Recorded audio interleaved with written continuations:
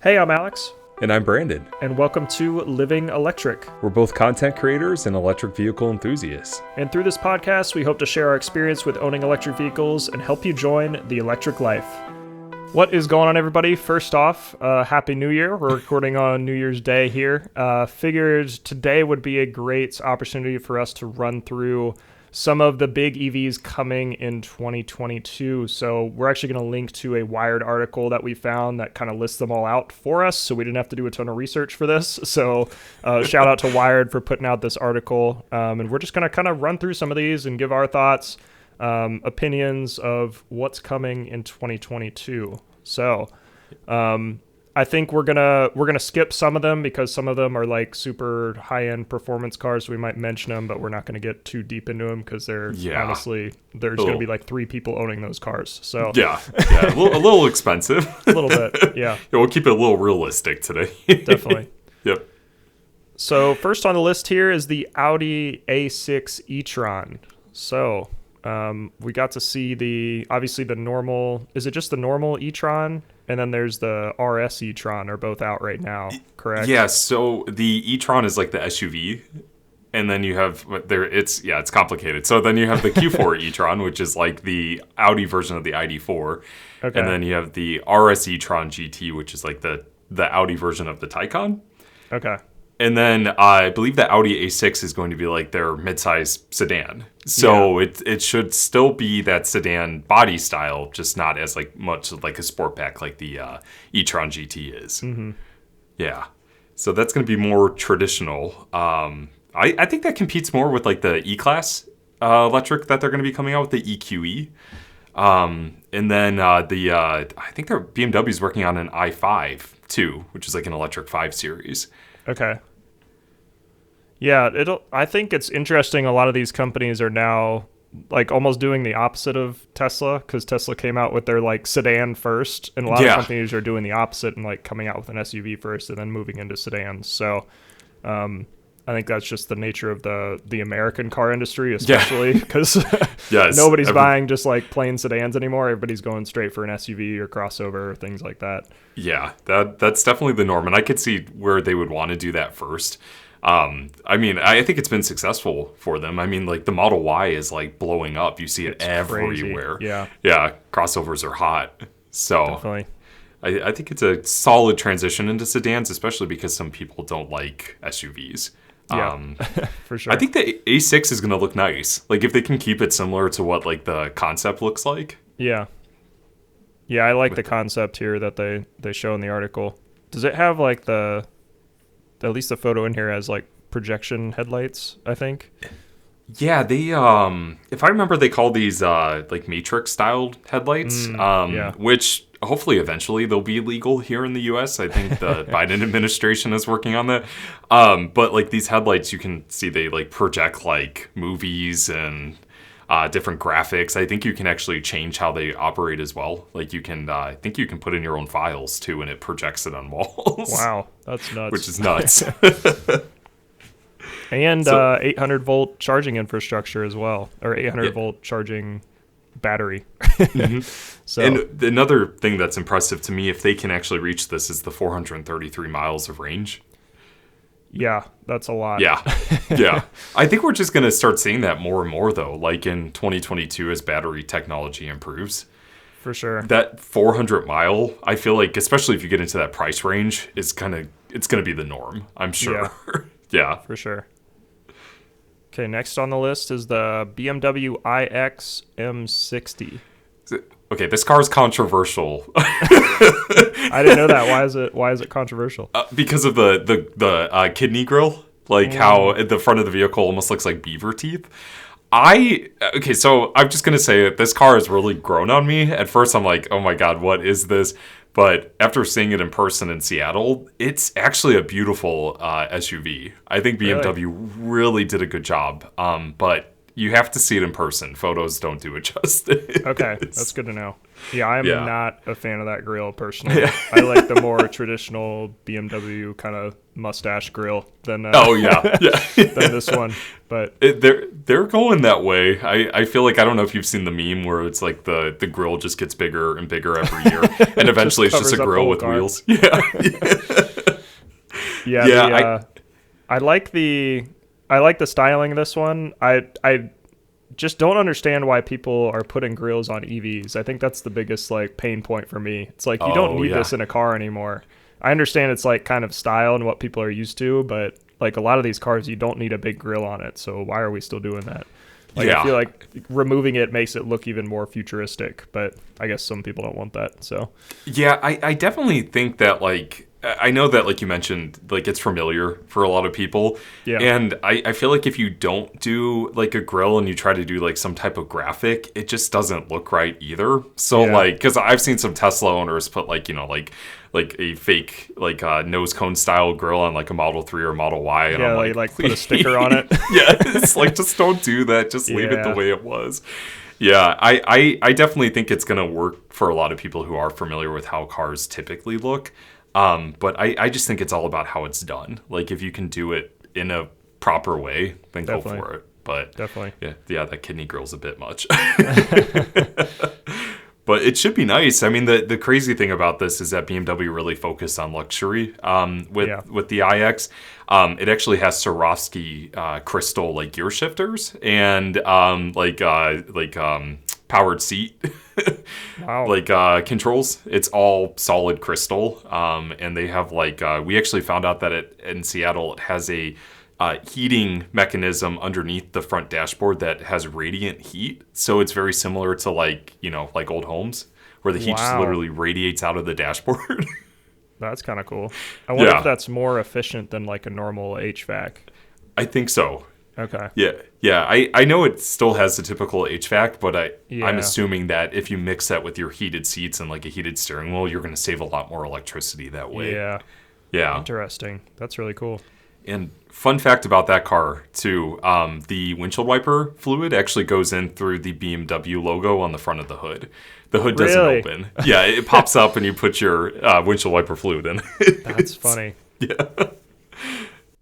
So the hood doesn't open at all? Do you have to like remove the whole hood somehow if you need to do any like repairs or anything? Or I'm not sure. Like the BMW i8, the hood didn't open. It was a solid piece, and they would have to go underneath the car to work on it. Wow. So I'm assuming that's probably what they would have to do. But I feel like it's a missed opportunity for a frunk. Like it's because I really enjoy having like a frunk on EVs because it's at least for me, it's like the space I forget about till I need it. Like, it's like when my car is at capacity, like filled to the brim with stuff, I'm like, I have more space. I know where to put it. And then I can move things around. So, have you ever left anything in your frunk before? Yes, we did traveling this past weekend actually, or this past holiday travels. It was just a short trip. We moved some gift bags into the front trunk, and then we were about to go inside and forgot that they were in there. So luckily it wasn't like any like perishable food or anything like that. Oh, good. It was just like gifts, but yeah. Yeah, I think I saw a story someone left a pizza in their frunk once. Yeah, that's no gross. Bueno. No, it's not. Next on the list is the Ford F-150 Lightning. Yes, this is your future truck. This is, this is probably the one I'm most excited about for next year, for a lot of reasons. The first is just that, like, this is the top-selling truck in America for, like, decades running, and I think it's really going to shift the perspective of EVs if Ford can really nail this one, because so many people are familiar with the F-150, and when they realize an electric one could do exactly what their diesel or gas one does, they're going to be like, oh, well, then like there's no reason I can't switch my regular car to an EV or my commuter car to an EV. And this is a huge one for fleets as well. Like the reason the F-150 is so high selling is because tons of fleets just buy these like dozens at a time. It's not just like random consumers that are pumping these numbers. It's usually the big fleets. So when people realize that electric can do exactly what their gas or diesel fleet has been doing, it's going to be awesome for shifting perspective. Oh yeah. Plus, I think the Lightning has way more like vehicle to grid, even though it's not like completely vehicle to grid, but it's like vehicle to home. Like I think they're doing a lot more of that stuff than other vehicles I've seen are doing. And granted, that could just be a marketing thing if they're like, hey, look what ours can do, because you do need additional equipment for it. It's not like just plug and play in your house. Like you need to have some additional electrical equipment to make it work. But I haven't seen other manufacturers even mentioning that they can do that in like in a similar way. So yeah. I was gonna say I haven't seen that either.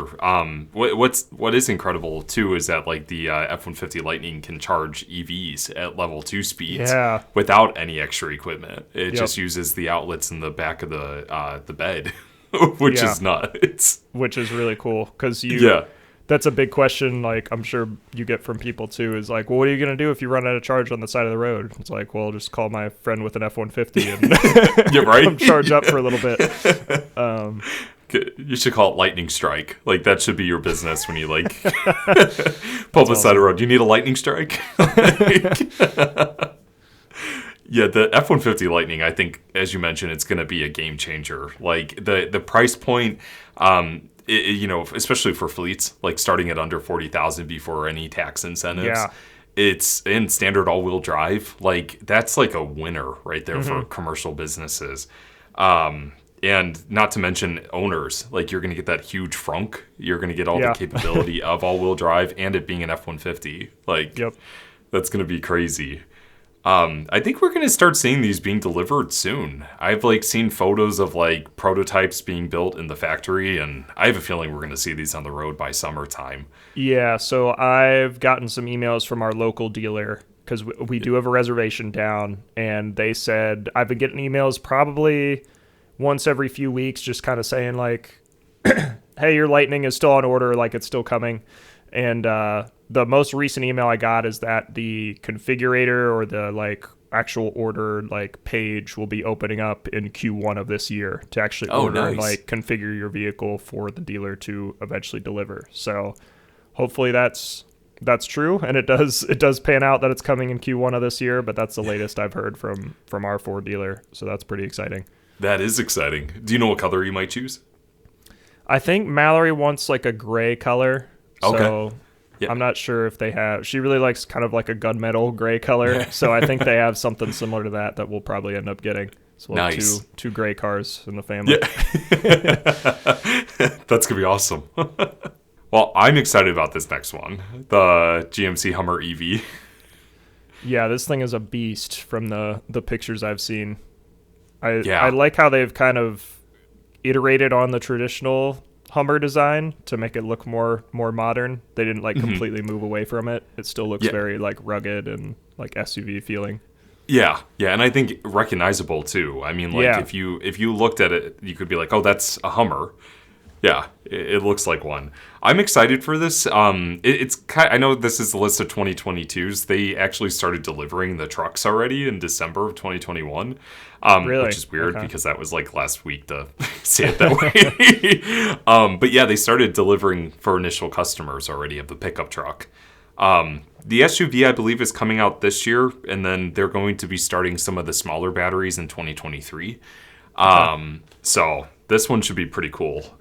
You get over 1,000 horsepower with the first edition or the edition 1, and over 11,500 pound-feet of torque. But I believe that's wheel torque, if I remember, which is just nuts for how big of an SUV that is. Yeah, this thing's going to be heavy, too. Like, the fact that they're able to, because it's 0 to 60 in, like, 3-ish seconds, like, the fact that they're able to make a vehicle this heavy and big move that fast is a little scary. Yeah. Well, hopefully it has good brakes. Yeah, really. Yeah. I'm excited for crab mode. Like, that's all I just want to witness. Yeah, this honestly feels, at least the videos I've seen on it, feels very Jeep-like, because you can, like, remove panels and stuff like that and, like, open it up. You can take the roof off. Like, a lot of features like that remind me of, like, a Jeep. I'm not sure if the old Hummer could do that, though, so... I was never like a big Hummer fan, obviously being into EVs. So Yeah, right. I'm glad they're finally shifting away from their gas guzzling marketing. Yeah, my first car actually was almost the Hummer H3. My dad Really? thought I was going to be the bad driver out of the family, so they wanted to get me something that would keep me safe and damage everything else. You know, it's kind of weird to think of it that way, but yeah, then obviously that didn't happen. Turns out I'm the better driver out of my siblings. That's funny. But I believe the Hummer H1 and the H2, like the bigger versions, had like removable like doors and like panels. Okay. So it's pretty cool that they're doing that for Yeah. something that's focused towards outdoors, activities. It's gonna be really nice for those people. Do you remember back in the I think it was early 2000s, like how hyped up the Hummer was? Like I feel like it was the vehicle to have back then. Yeah, yeah. It was like the celebrity vehicle. Yeah. I vividly remember I think it was like my second or third grade teacher. We had some assignment where we had to like say about like what we wanted for the holidays or something like that. And like we had to say like what we wanted and like why we wanted it and whatever. And I vividly remember my teacher saying like, I want a Hummer because of like, it's really safe and I need to like keep myself safe when I'm driving, which was like hilarious now that I look back on it. Right. I mean, it probably could go over pretty much anything, but Yeah, it's true. and the environment, literally. But yeah, just throwing Hummer shade there. It'd be interesting to know what your teacher would think of like the electric one, like if they would be interested in it. Yeah, because what was Arnold Schwarzenegger like kind of kickstarted the whole like lust for the Hummer, honestly, because of him driving one. It was like a military vehicle and he made it really cool. Yeah. And he's now switched over and like I think I don't know if he's helping market the Hummer EV, but I know he has a old Hummer that's converted to electric now. So yeah. I feel like they need to tap into that. Like, Mary Barra should tap into that marketing potential. Definitely. That would be great. I'm excited about that one. Well, the next one on the list, we've got a chance to see this. We did. Yeah. The Lucid Air, which to me, I personally think this is probably one of the most beautiful EVs out there. I think Lucid did a fantastic job with the design and keeping it pretty much spot on with the concept. Definitely. It looks really nice. Did we talk about it in our California recap episode? I think we did. Yeah, just Okay. go into the showroom and yeah. Yeah, so we got a remember. chance to see this in person, just like a showroom model of it. But we went into the showroom and we just started taking a ton of pictures because we're content creators, obviously. So we're just like recording and taking pictures of everything. And about like 5 minutes in, the manager of the store came over and was like, "Hey, you're not allowed to take pictures."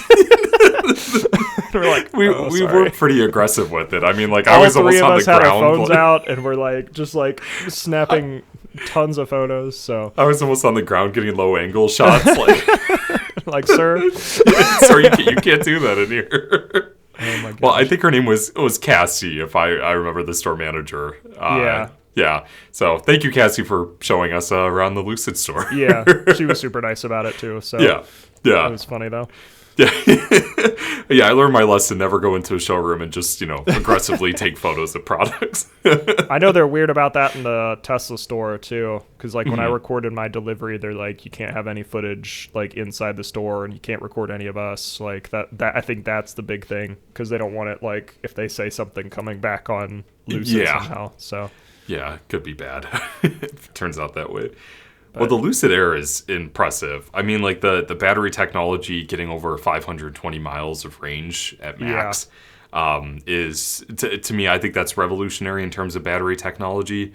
Not to mention like their powertrain setup, like how small their motor and inverter setup is. Like it can fit in a carry-on if I remember.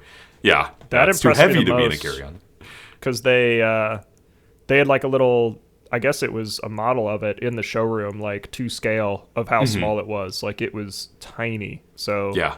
the fact that they're able to, I guess that probably helps with efficiency too, of how they're able to achieve that much range. But Yeah, I'm excited about that one. Definitely targeting like the hyper luxury market though, because like starting prices, at least right now, for like the Dream Edition, Yeah. is coming out right now, like super expensive car. But I think they've definitely like met that category. All the materials are really nice. Like I like all the color choices too. I thought that was kind of cool in the showroom, how they like took inspiration from different scenes in California to create their color schemes. So that was really neat. Yeah, I thought they did a really good job with that aspect. And I mean, when eventually they can release the entry level one, it's going to start at under, I believe, 80,000 before tax credit. So if we're looking for a luxury SUV sedan, see, there's that American mentality. Yeah, if you're looking for a luxury sedan, definitely keep an eye out on the Lucid Air. It's capable, and I think it's going to be a hot seller this year. For sure. Okay, so next on the list is the Polestar 3. Yes. So obviously Polestar 1 came out. That was like a plug-in hybrid type deal, right? Like kind of both gas and electric. Polestar 2 that we rented in California and got to spend a lot of time with, we were really impressed with. And now they're on kind of the third iteration, the Polestar 3. So this is their SUV version. We were actually kind of surprised with how small the Polestar 2 was when we got it. Just because of how it looks in pictures. Like it looks like a bigger car, but it was honestly like probably in between Model 3 and Model Y sized, I would say. If you're familiar with those vehicles. Yeah, so, I think that's a great way to describe it. Because it was definitely roomier than the Model 3. Like I can't sit in the back of my Model 3 very comfortably. But oh, really? Oh, yeah. I've got like really long legs though. So anybody under like 6 feet tall is probably completely fine. But yeah. It was definitely much smaller than I was expecting. So Polestar 3 hopefully is going to have a little bit more room. It's a Volvo brand too, so it's using kind of the same platform as the Volvo. I think the XC90 they say in this article it's going to be the same platform. Which, to be honest, that kind of surprised me because, like, at least from this article, because, like, the photos, we'll include in the video, but, like, on our YouTube channel, but, like, the photo itself makes it look smaller. And, like, the XC90 is a big SUV. It's a 3-row SUV. Really? So, okay. I'm not sure if this is correct. Like when I look at that, I see like XC40, XC60 size, and definitely not a starting price of around 75,000, like this article is saying. Okay. So I'm not sure if that's correct, but especially since like the Polestar 2 starts at 44,000, I'm assuming it's probably going to start at under 60,000. Okay, but that's good to know. We'll see. I mean, I'm excited for it. I think it looks like it's going to be a beautiful SUV. Yeah. Yeah, I'm excited what Polestar is going to do because I think they've had a pretty good track record so far in terms of like building quality EVs at an affordable price. Oh, yeah. Yeah. Because the Polestar 2 is a pretty good deal right now, just given everything considered. Yeah. And the big thing is, I think I touched on it when our California recap episode, but the software I feel like they've done a really good job with collaborating with Google instead of trying to build something in-house. I think has helped them a lot, just making everything easier to use. And one thing I was going to point out too, at least from like our friends that own them, we've noticed that like the over-the-air software updates happens pretty frequently, which I don't think it's not close to like Tesla level, like the amount of releases, but they've received I think 5 or 6 over-the-air software updates already. Wow. And they've only had it a few months, right? Yeah, and they did a Christmas update recently too. Oh, really? Okay. Yeah. So like they push it out. So I think Polestar is competitive with Tesla on that level in terms of like software updates. Yeah, that seems a lot better than some manufacturers. So I think it's smart of them to kind of spin off Polestar into its own brand too, instead of like, obviously they're using a lot of the Volvo technology, same platform, all that kind of stuff, but like having a fresh brand and a fresh like badge on there, I think certainly helps with marketing. So. Oh yeah, absolutely. Yeah, I was impressed with the Polestar too. I think you and I both realized with us being taller, some of the visibility out of the driver's seat is a bit hard. Yeah. But the quality, the fit and finish, the performance was pretty impressive. Yeah. I was very happy with that. And I would definitely recommend people look at the Polestar if they're looking for something under 50,000. For sure. Yeah, it's a good vehicle. So next on our list here from the article is the Fisker Ocean. So I think the big part of this one is I think they're really paying attention to not just the car manufacturing, but also like all the materials they're using, paying like very close attention to make sure they're using recycled stuff and like renewable resources for creating the car, which I think is pretty cool. But Fisker's been around a long time. I think they've gone through like a lot of weird changes. We can almost do a whole episode on like Fisker as a company because they've got an interesting past. But I think hopefully this year the Ocean finally comes out because it's been hyped for a while, I think. Yeah. And I think it will, you know, with the collaboration with the acquisition, I believe it was with Foxconn with Fisker and building cars out of Lordstown, Ohio, as well as like some other factories. I think we will see the Ocean. To be honest, I think Henrik Fisker designs beautiful cars. Yeah. And I think that the Ocean is definitely up there with his designs. I'm excited for this one. Something starting at under $40,000 for a nice looking SUV. Not to mention that's going to have a bunch of practicality. It looks awesome. I will say though that this is just my mind, and I think other people might look it up. But from Toy Story, I think it was Toy Story 2 or Toy Story 3, The Sad Clown. Did you ever see that movie? I think so. Yeah. Okay. I'm looking it up right now. We'll have to put a photo in the video. But the back end of the Fisker with the taillights and the do you see it? Yeah. Yeah. It looks like a sad clown. Like the taillights and the Now that's no bash. It's still a very beautiful car, but the moment I recognize that, I can't unsee it now. That's hilarious. Yeah, it's like identical. It's got like the droopy eyes. Yep. Oh my gosh. Yeah. But I definitely think that I think Fisker has a winner here. Like if they can ramp up production and they can meet their reservation and delivery goals, I think this car is going to be very successful. Definitely. It's a great starting price too. I mean, like it undercuts like cars like the Mach-E and the Model Y. Yep. So you still get the federal tax credit with it. Yep. So if they can do it, good. Keep it going, Fisker.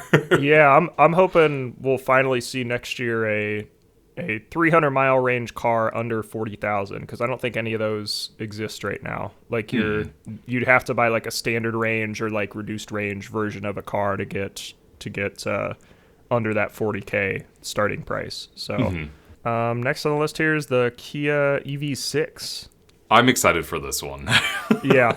I love this design. Like I'm really excited with what Kia's doing with a lot of their new vehicles. Like they just look really good now. I feel like in the past they weren't great. They were kind of on par with a lot of others, but they've really like kind of found their own in terms of design language. So yeah, I think, you know, I got a chance to see the EV6 in person at the Seattle Auto Show, and it's a beautiful hatchback SUV crossover. It definitely it looks like it. Yes, it definitely looks like it rides higher than it does, but it's I would say more of like a hatchback body style. Gotcha. I was very impressed with it, especially that taillight of LEDs, like that bar that goes across the entire rear end of the vehicle. They did a great job. You know, pricing hasn't been released yet for this, but if it's similar to the Ioniq 5, it's probably going to be around $40,000 before tax credit. At most over 300 miles of driving range and 0 to 80% charging in about 18 minutes, which is nuts. Yeah, it's got 350 kW charging, right?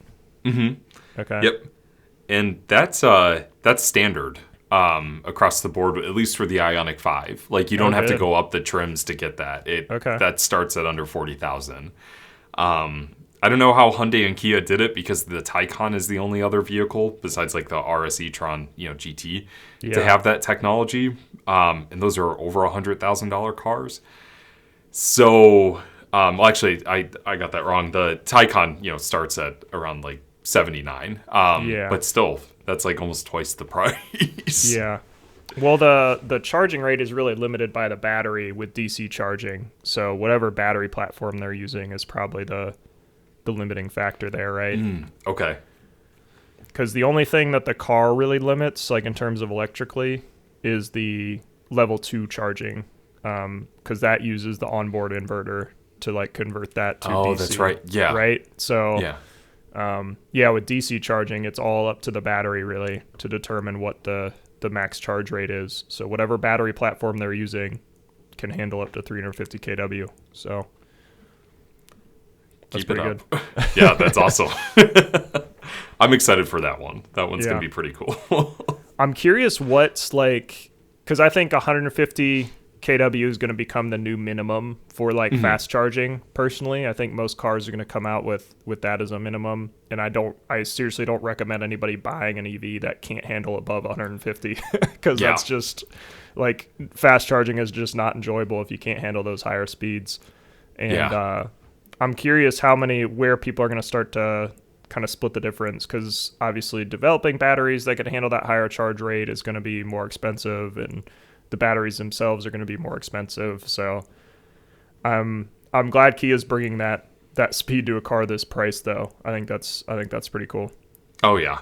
I think that's going to be a game changer in itself too. Both all three cars, based on that platform. Yeah. I think they call it the eGMP platform. You have the Hyundai Ioniq 5, the Kia EV6, and the Genesis GV60. It's exciting. I'm excited to see what other cars they build off of that. Especially if they do a Telluride. Like, I want a boxy SUV. Please. Yeah, that's going to be awesome. And one other thing with the Ioniq 5 and the EV6 is the vehicle to load function, where there's an adapter you can get where you can plug it into the charge port, and you can power things like your refrigerator or like a movie projector if you're camping. I think you can actually charge other cars off of it as well at like level 1 speeds. Okay. So that's going to be pretty cool to see as well. I think we're going to see that feature on a lot more vehicles moving forward too. Nice. Yeah, so similar to the F-150 then, because I do remember that Kia commercial where they showed like it powering portions of the house or like something like that. Yeah. Speaking of boxy SUVs though, the Rivian R1S, hopefully coming this year. I know the R1T is already rolled out. We got to see that a couple weeks ago, and that's just a cool vehicle.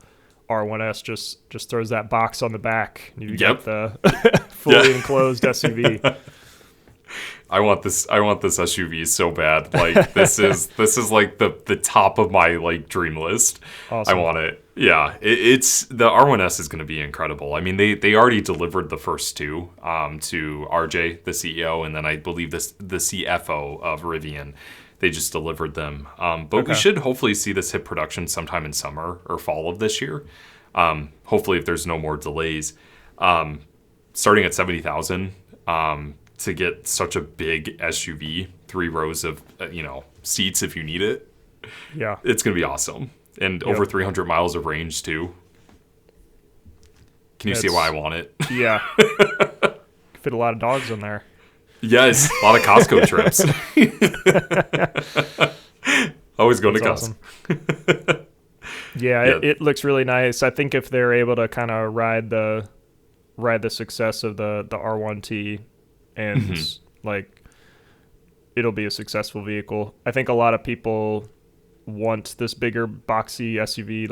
Like this Wired article says the Range Rover killing R1S, which I think is a great comparison, because a lot of people like that kind of Range Rover style, like the big boxy SUV, like Cadillac Escalade looking. Like, I really like the utility of the Rivian too, because they've just done a lot of smart stuff with the kind of catering more towards camping, but still being luxury. So I think it'll be a great vehicle as well. And this is just my opinion, and this is not going like towards Range Rover or Land Rover, but like I really feel like those cars started off as like something that they're capable. I mean, like you can definitely do some amazing things with Range Rover products, but I feel like recently they've kind of lost that wild side, and they've been like tailoring more towards like the luxury market. Yep. And I think if they come out with an electric Range Rover, which I think they're working on, it'd be cool if they went back to that, like the camping aspects and getting out to nature and appreciating that. Yeah, not just Costco trips. Yeah. Hey, don't you bash those. I'm just kidding. Yeah, I'm excited about that one.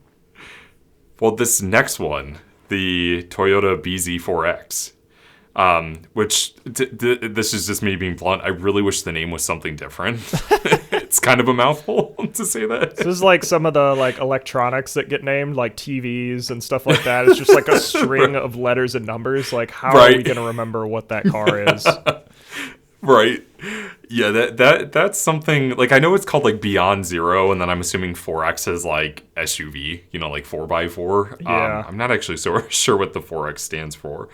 But this is Toyota's first electric vehicle from the ground up. It should start somewhere in the 40,000 range. Front-wheel drive and all-wheel drive will be available, and max range is about 310 miles. So I think it's going to be capable. And I'm happy to see Toyota finally like buckling down with EVs.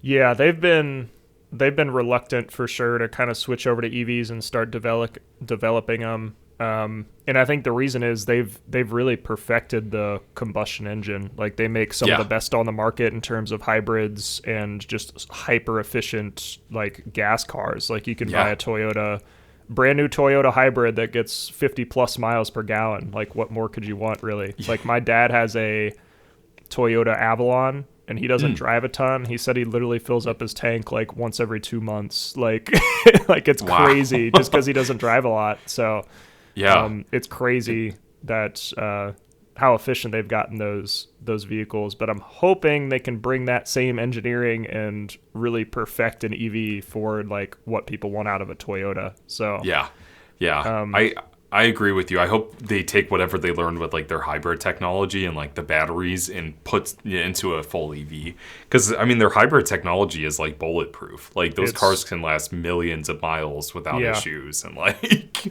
and a lot of those hybrids don't have any kind of like battery management system or any kind of like battery cooling or anything. Yeah. So it'll be incredible if they can kind of apply that same engineering to EVs.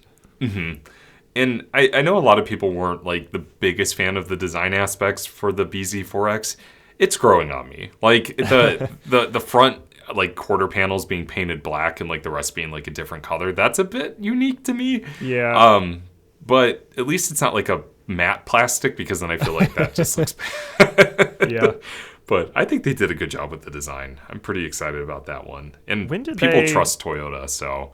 Yeah, that's certainly an underrated aspect with EVs too, is just brand recognition. Because like, I think that I am so surprised at how like loyal people are to car brands too. Oh yeah, like, that surprises me a lot, because I'm just not that type of person. I'm like, whoever makes the best car, like, I'll go with them. Like, I'm certainly loyal to Tesla right now because I think they've done a great job, but I don't think, like, if another vehicle comes out that's better than a Tesla, like, I'll go get it.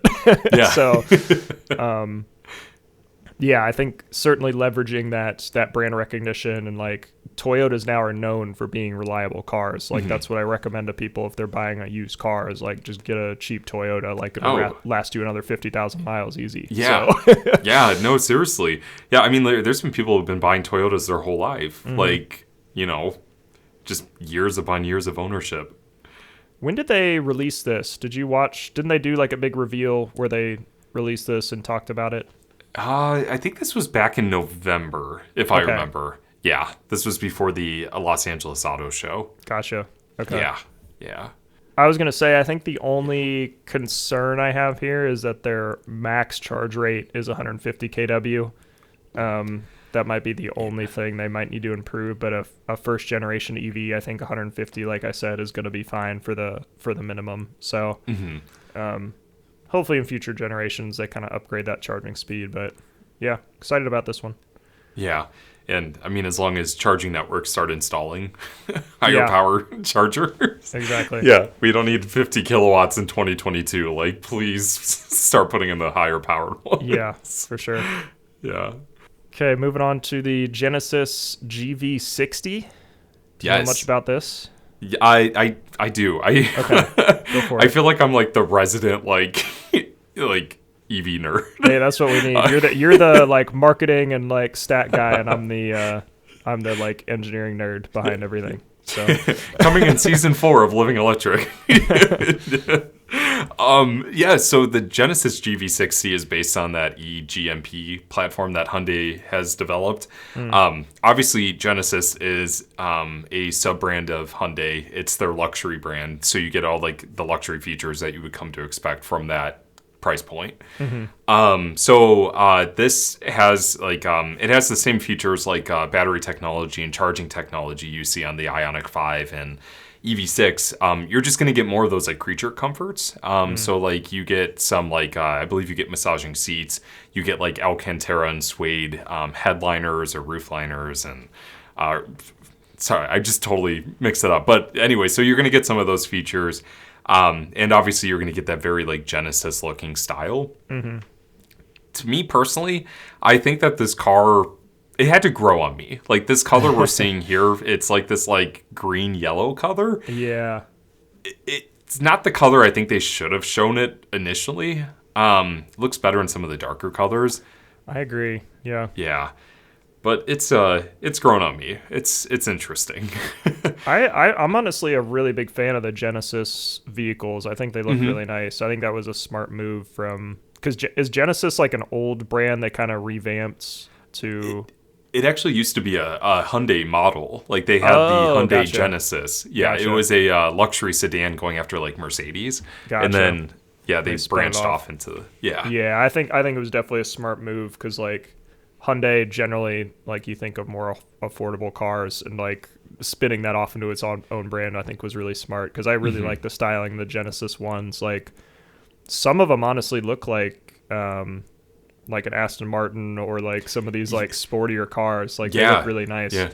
Yeah. The Genesis has done a good job. The one that's not shown on here though is that over in South Korea and like in parts of Europe, they actually have an electric version of the Genesis G80 sedan.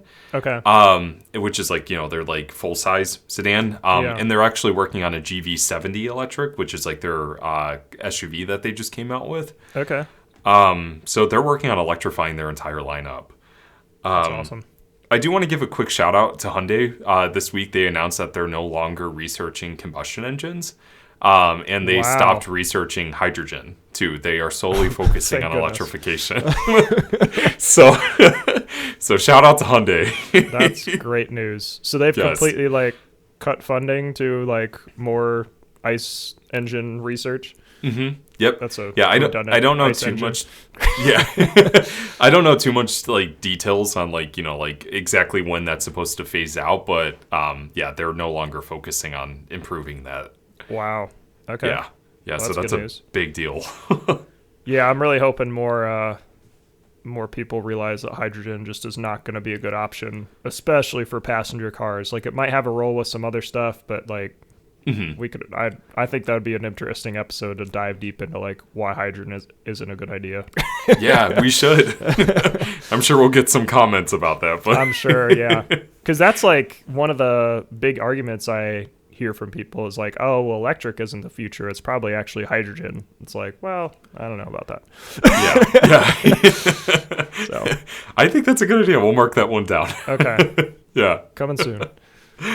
Season 4. Okay, we got a couple. Let's do 2 more here. The Bollinger B1, another boxy SUV / truck. Yes. What do you think about that? Intense. I liked it at first, and then the Rivian caught my eye. Felt like a high school, teenager, like, smitten with another vehicle. But like this car is going to be cool. It's going to be built in Michigan, if I remember correctly. Right, yeah. Has 200 miles of range, which to me is a little bit, like on the lower side. But it's literally like pushing a brick through the air. Yeah. Yeah. But I think for military applications, I think it would be great. Like military or fleet applications, I think specifically. Yes. So yeah, the big thing with the Bollinger is at least their like their consumer focused cars, I think are way too expensive for what you're getting out of them. Like it feels a lot like a bespoke car in a way. Like it looks very hand built, like obviously very, very quality, but like still it's not like mass produced. Whereas I think the appeal of Bollinger just as a company is their like skateboard platform, because you can drop like anything on top of it. So I think that's really where their business is going to end up outside of like building consumer cars. Personally, that's how I feel about it.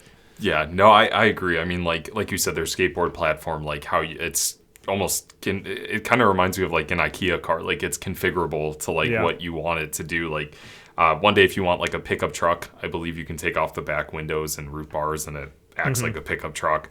It actually has through the center a opening through the frunk that like you can put like long pieces of wood in directly through the car. So it's practical, and I definitely think that there will be customers that it's guided towards.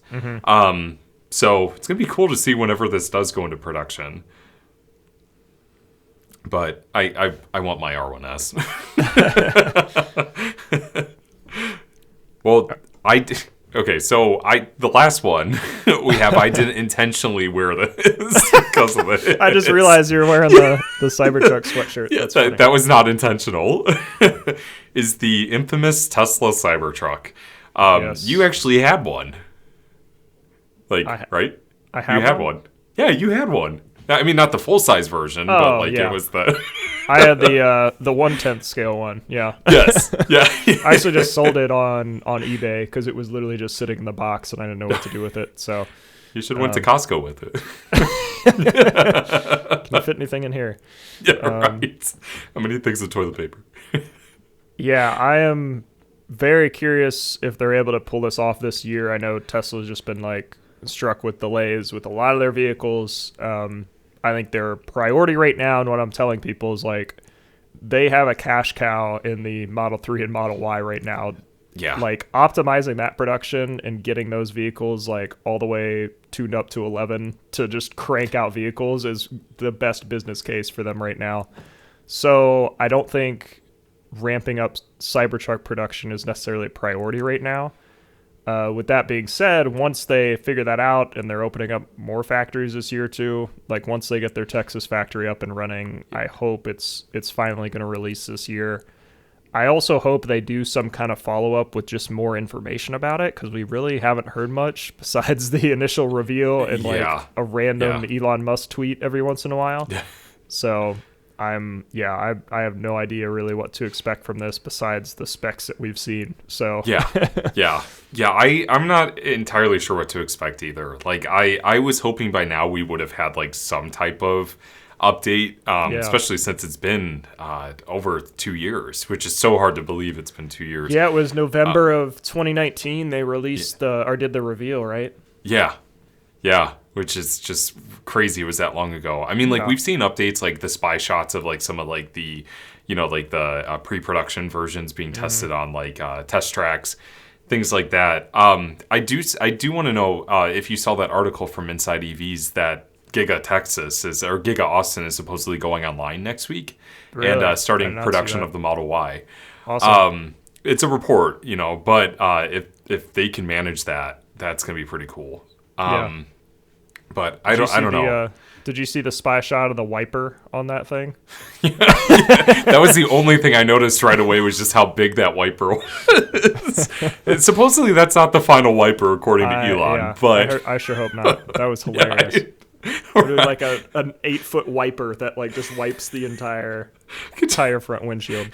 Could you imagine during a downpour how fast that one windshield wiper would have to like... We could throw the car off course if it was going too fast. I can't imagine how much that wiper blade would cost to replace. Yeah, jeez.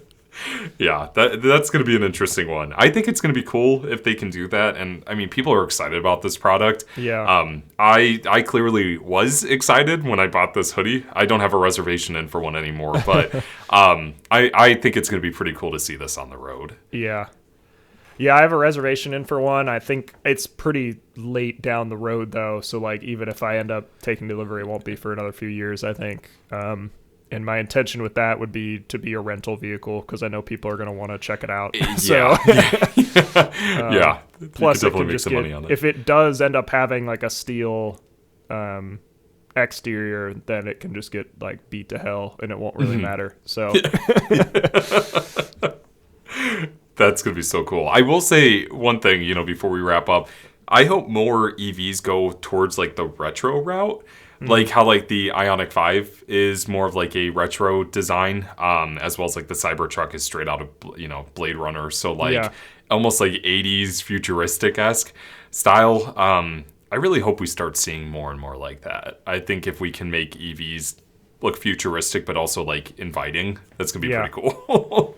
I think it's really cool with EVs because you don't have the traditional parts on a gas vehicle where things need to be in a certain place, if that makes sense. Like, you really just need to find places for the batteries and the motors, which generally are on the bottom of the vehicle. But, like, from that up, you can do whatever you want. So, obviously, optimizing, like, efficiency and aerodynamics and that kind of stuff is more important. But there's a lot of cool things you can do. So, Well, 2022 is going to be an exciting year.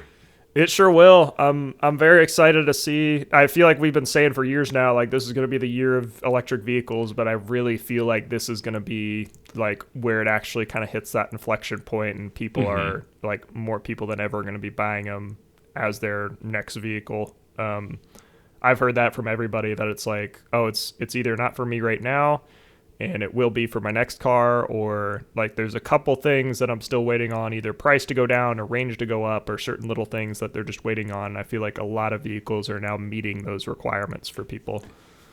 Yeah, I think more and more every day, as more cars come out.